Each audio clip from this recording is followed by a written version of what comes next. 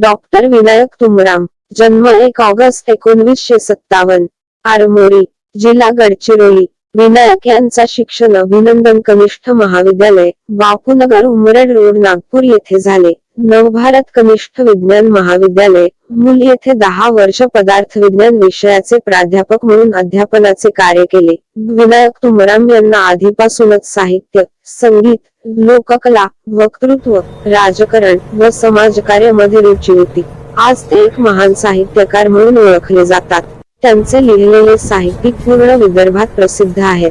आदिवासी समाज हा एक पिछडलेले समाज आहे आणि या समाजासाठी एक कर्तृत्ववान समाजसेवी म्हणून विनायक तुमराम हे समाजासाठी घडले हेच म्हणता येईल. असे समाजचे पूर्णरूपी महान व्यक्ती आपल्या सोबत आहेत. या जाणून घेऊ यांच्या आजपर्यंत जीवनशैली व त्यांचा अभ्यासू व्यक्तिमत्वावर छोटीशी विनायक तुमराम यांच्याशी एक चर्चा. राष्ट्रपती पुरस्कार प्राप्त डॉक्टर विनायक तुमराम यांच्या लिखित पुस्तक पण खूप काही शिकवून जातात. तर या जाणून घ्या विनायक तुमराम यांच्या व्यक्तिगत व त्यांचे मत, जे आजच्या पिढीला अति आवश्यक आहे. कोरोना काळ जो आहे हा संपूर्ण मानवजातीसाठी एक भयानकच काळ ठरला आहे. आपापल्या परीने सर्व लोकांनी काळजी घेतली आणि त्याचे सगळे परिणाम आपल्या पुढे आहेत. शक्यतो हा संपूर्ण प्रकार जो आहे याच्यामागची पार्श्वभूमी काय आहे, कसा काय प्रसार झाला याचा आणि कसं काय लोकांना त्यांनी घेरलं, हे सगळे मुद्दे फार गंभीर मुद्दे आहेत. या काळामध्ये जे दक्षता घ्यायच्या होत्या लोकांनी, सगळ्या लोकांनी सेवा केली. डॉक्टर्स, नर्सेस वगैरे सगळे स्वयंसेवी संघटना आल्या. या सर्वांनी जी मानवजातीची सेवा केली ही खरीच प्रशंसनीय आहे, त्याबद्दल वादच नाही. आदिवासी क्षेत्रामध्ये काम करताना किंवा सामाजिक जीवनामध्ये वावरताना एक सामाजिक जबाबदारी म्हणून मला जे काही करतात, साहित्यातून म्हणा, प्रत्यक्ष कृतीतून म्हणा, जे काय असेल ते करण्याचा प्रयत्न तर आम्ही केलाच. याच्यामध्ये अडचणी ह्या आल्या की प्रत्यक्ष संपर्क करू नका. 3 सूत्र जे सांगितले होते की दूरी बनाए रखो, ऐसा करो वैसा करो, सगळे पथ्य सांभाळून हे सर्व करताना म्हटलं त्रास झाला. कारण सर्वसामान्य माणसांना त्या गोष्टी काही महत्वाच्या वाटल्या की नाही वाटल्या याबद्दल मी नाही सांगत, परंतु तेवढा रिस्पॉन्स लोकांकडनं मिळत नव्हता, असा एक अनुभव आहे. आणि एक या ठिकाणी मला नमूद केलं पाहिजे की या सामाजिक जीवनापासून हजारो किलोमीटर दूर जंगला पहाडामध्ये राहणारे जे अनेक आदिवासी जमाती आहेत यांच्यापर्यंत हा कोरोना फारसा गेला असं मला नाही वाटत. आणि जरी गेलाही असेल पण ते याच्यामध्ये काही फारसं ते इन्व्हॉल्व्ह झाले नाही. जंगला पहाडामध्ये त्यांच्या जडीबुट्ट्याचं जे असेल त्यांचं तंत्रज्ञान, त्याचा वापर त्यांनी केला हे तेवढंच खरं.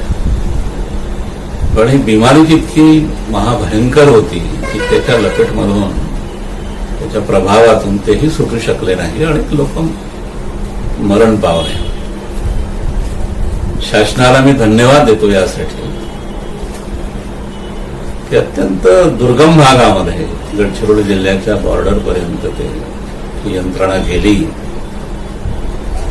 कोवॅक्सिनची सोय उपलब्ध झाली. दवाखाने त्या ठिकाणी सक्रिय झाले. डॉक्टर्स, नर्सेस सगळे सक्रिय झाले आहेत आता.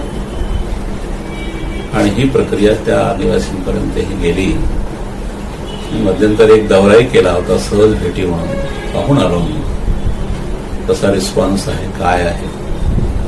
लोकांच्या प्रतिक्रियाही मी फोनवर घेत होतो. आता थोडंसं निवळत चाललंय वातावरण, याचा मला आनंद आहे. आणि यापुढेही जेवढं काही करता येईल, जमेल त्याप्रमाणे आम्ही मदत करण्याचा प्रयत्न राहील. पण लिखाणामधून मी सातत्याने संकेत देत आलो आहे. संपूर्ण आदिवासी क्षेत्रात काम करणारे कार्यकर्ते, NGO, लेखक, विचारवंत, कवी, प्रतिभावंत माणसं ही सगळे माझ्या संपर्कात होती आणि आजही आहेत. या कोरोनावर आमच्या सदैव चर्चा सुरूच होत्या. काय मार्ग काढता येईल, कसं लोकांना वाचवता येईल. आपला आदिवासी समाज दारिद्र्यामध्ये आहे, अज्ञानामध्ये आहे.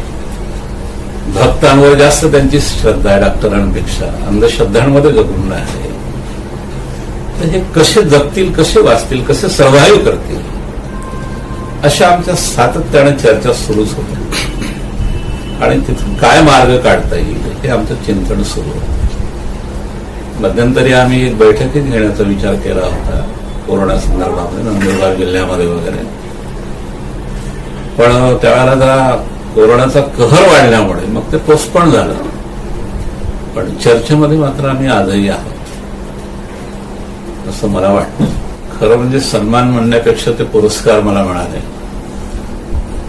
ते सर्व क्षेत्रातले पुरस्कार आहे. मी कोणतंही काम हे कुठल्याही अपेक्षेने कधी केलं नाही आणि पुढे करणार नाही. सतत करत राहणं, काहीतरी स्वतःला व्यस्त ठेवणं आणि जे जे काही कल्याणकारी आहे, मंगलमय आहे ते सगळं करत राहणं, हे एवढं माझं ध्येय मी मानलं आहे. आदिवासी क्षेत्रामधूनच नाही तर सर्वसाधारण जीवनामधलेही पुरस्कार मला मिळाले. राज्य पुरस्कारही मिळाला, म्हणजे आदिवासी सेवेच्या उल्लेखनीय कार्यासाठी राज्य पुरस्कार मिळाला. आणि त्यावेळेचे जे विधान परिषदेचे अध्यक्ष होते अरुण गुजराती, पिचड साहेब होते, मोघे साहेब होते, आतराम साहेब होते, या सगळ्या लोकांच्या मंत्र्यांच्या उपस्थितीमध्ये तो पुरस्कार मला दिला गेला.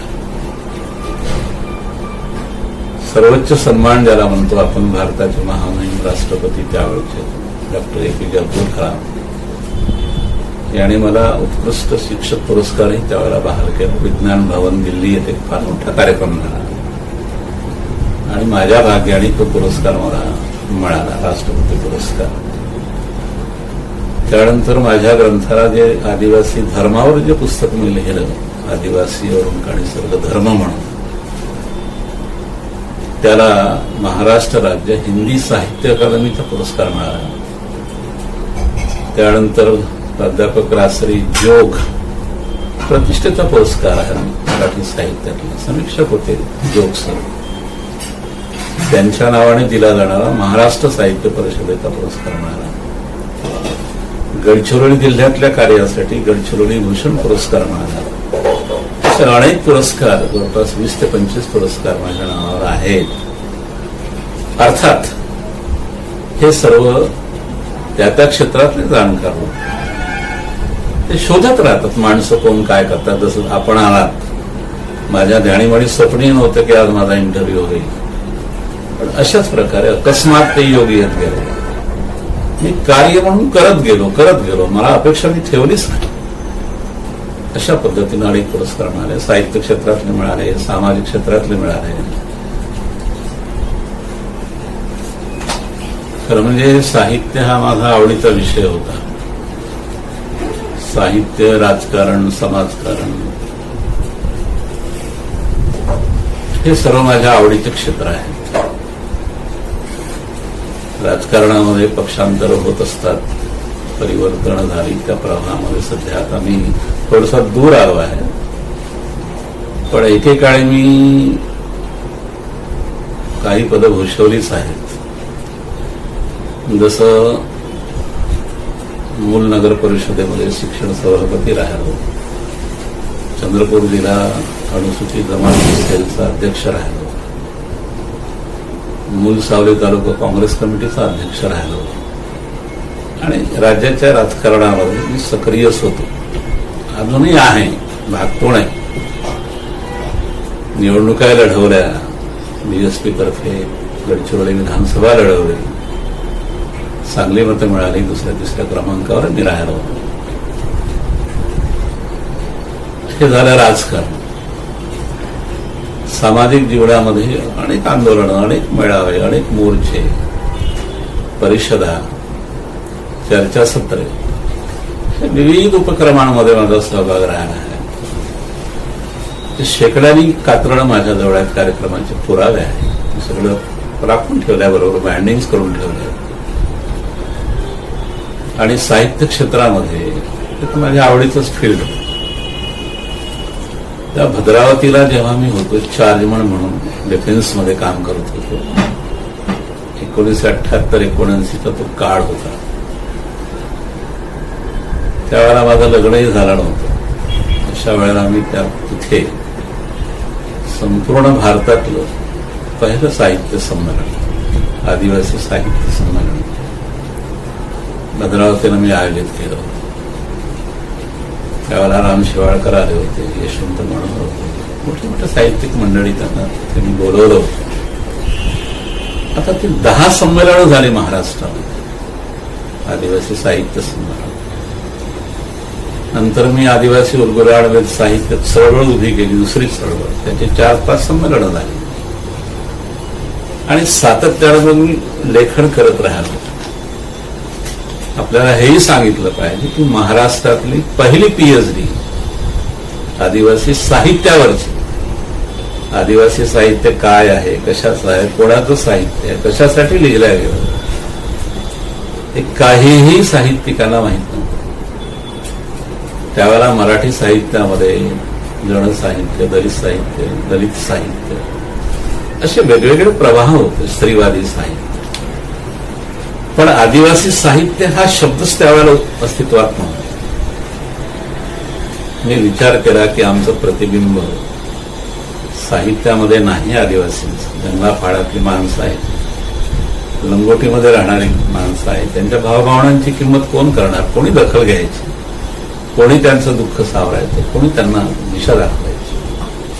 मग साहित्यामध्ये जर प्रतिबिंब फार विरळ असेल त्यांचं, तर का नाही आपण त्यांच्यासाठी स्वतंत्र एक मंच तयार करावा. या उद्देशानं ते पहिलं साहित्य संमेलन भद्रावतीला घेण्यात आलं. दुसरं वणीला झालं, तिसरं किनवटला झालं, चौथं नंदुरबारला झालं, 5वं पालघरला झालं, नाशिक, मुंबई अशा ठिकाणी संमेलनं झाली. 10 संमेलनं झाली.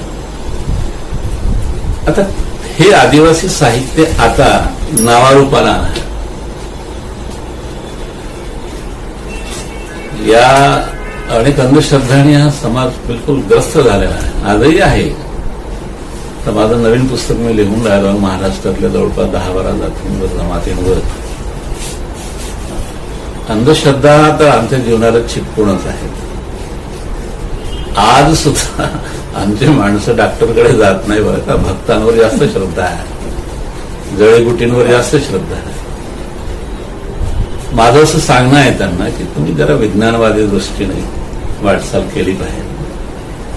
तुमच्या श्रद्धांना आमचं काही म्हणणं नाही, पण श्रद्धा ह्या अंधश्रद्धा नको आहे, गैरसमजातून जीवन नको आहे. समजून घ्या, त्यातलं विज्ञान समजून घ्या, त्यातली प्रक्रिया समजून घ्या. निसर्गाशी तुमचं काय नातं आहे, तुमचं जीवन कसं आहे, कसं चाललं पाहिजे, या दृष्टिकोनातून पहिल्यांदा अंधश्रद्धा सोडून द्या, असं माझं साहित्यातून नेहमी सांगणं राहतं. आणि येणाऱ्या पुस्तकामध्ये सुद्धा मी हेच सांगितलं आहे की या काळात सुद्धा गोंड, भिल्ल, प्रधान, कोरकूर, कोलाम ह्या ज्या अनेक जमाती महाराष्ट्रात आहेत, या सर्व आदिवासी जमातींमधल्या ज्या अंधश्रद्धा आहेत ना, ते आजही तसं जगून राहणे. तंत्रमंत्र आहे, जादूटोणा आहे, भूतभूताडकी आहे, स्पिरिट्सवर विश्वास ठेवतात, अंतराळातल्या अदृश्य शक्तींवर त्यांचा विश्वास आहे, अनेक श्रद्धाळूमध्ये आहे. तर पूर्वीच्या काळामध्ये तर जसं बळी द्यायचे देवांच्या पुढे, मानवाला बळी द्यायचे. आता ती प्रथा बंद झाली, पण पशुबळीची प्रथा आजही आहे, तेही बंद झाली पाहिजे. की देवांच्या पुढे जर तुम्ही एखाद्याचा बळी देत असाल, तो देव कसला, कसली तुमची श्रद्धा. आणि खरं म्हणजे आमचं जगणं हे निसर्गाशी आहे. आमचा अशा देवालयातल्या देवांशी आमचं काही देणं येणार नाही, आम्ही त्यांना मानत नाही, आमची श्रद्धाही नाही. आदिवासींच्या देवदेवता, त्यांचे समज गैरसमज हे निसर्गाशी निगडीत आहे. म्हणून भिल्ल असो, गोंड असो, माडिया असो, कोलाम असो, कोरकू असो, या सगळ्यांच्या ज्या देवदेवता आहेत ह्या कुठेतरी जंगला पहाडामध्ये दगडांच्या रूपात कुठे झाडांच्या रूपात, कुठे लाकडांच्या रूपात, कुठे स्तंभाच्या रूपात, प्रतीकांच्या रूपामध्ये त्यांच्या देवदेवता आहे आणि तिथे ते श्रद्धेनं पूजा करतात त्यांची. मूर्ती म्हणून नाही, दगडाला देव म्हणून मानतील, ते निसर्गात धान्याची पूजा करतील, कंसरी माता म्हणून. अशा अनेक श्रद्धा आदिवासींमध्ये आहेत आणि त्याच्यामध्ये अनेक अंधश्रद्धाही आहेत. तर त्या अंधश्रद्धा आम्हाला काढायच्या आहेत. हा प्रश्न इतका कठीण आहे आणि चॅलेंजिंग प्रश्न आहे. केवळ आदिवासीच नाही तर संपूर्ण प्रगत समाज पुढारलेल्या जेवढ्या काही जाती जमाती त्या देशामध्ये आहेत. वर्तमान पिढीबद्दल तर मी दोन्ही दृष्टीने माझा विचार सुरू आहे. याचं कारण असं आहे तर अनेक अभ्यासक लोक इथे येतात माझ्याकडे. साधं उदाहरण सांग, पुणे मुंबई पासून ते लोक इथे येतात. तुम्हाला हेही सांगितलं पाहिजे की आदिवासी साहित्यावर, मग तो कविता असो, चरित्र वाङ्मय प्रकार असो, कथा असो, कादंबरी असो, काव्य असो की ललित वाङ्मय असो, या सगळ्या प्रकारांवर पीएचडी मिळालेले जवळपास 24 आदिवासी लोक आहेत, गैरआदिवासी आहेत, ज्याने आदिवासी साहित्याच्या वेगवेगळ्या वाङ्मयी प्रवाहावर पीएचडी मिळाली. आणि हे सगळे लोक माझ्याकडे इथं आले, येऊन गेले, त्यांना मी मदत केली, डिग्र्या मिळाल्या त्यांना. अभ्यास सुरू आहे या सगळ्या साहित्यिकांचा. पण मला याच्यात समाधान नाही. माझं त्यांना एकच सांगणं राहते की तुम्ही ज्या साहित्यावर पीएचडी करून राहिले, ज्यांच्यासाठी लेखन करता, ते साहित्य झिरपलं पाहिजे ना त्यांच्यापर्यंत. त्यांनी वाचलं पाहिजे तुमचं साहित्य, पुस्तक वाचली पाहिजे. केवळ आम्हाला पढीक साहित्यिक नको, बोलघेवडा साहित्यिक नको आहे आम्हाला. मला कृतिशील साहित्यिक पाहिजे. आता तुकडोजी महाराज, तुकाराम महाराज, गाडगे महाराज हे कोणत्या कॉलेजमध्ये डिग्र्या घ्यायला गेले होते हो? कोणती डिग्री आहे तुकाराम महाराजांची? पण त्यांचं एक अभंग महाराष्ट्रातल्या मराठमोळ्या लोकांच्या ओठावर आधी श्रद्धेने तरळतो. त्याला म्हणतात वाङ्मय. लोकांच्या जनतेच्या मनहृदयामध्ये आणि मेंदूमध्ये त्यांचं साहित्य भिन्न आहे. तर याला म्हणतो आपण लोकसाहित्य आणि खरं साहित्य हे आहे. आमच्या लोकांचं साहित्य तसं नाही राहणार. टला ट रीला री जगमने काव्य करणारी असं जे आहे काव्य, त्यानुसार मी कसा पुढे येईन, मला कवी म्हणून कशी प्रतिष्ठा मिळेल म्हणून काहीतरी 4-2 लाईनी काळ लिहत जाणे आणि 2-4 कविता संग्रह झाले की मिजाज मारत असते. हे असे बोलघेवडे साहित्यिक मला बिलकुल पसंत नाही. मी नेहमी साहित्य संमेलनामध्ये मी सांगत असतो की बाबा रे, मला असं साहित्यिक नको आहे.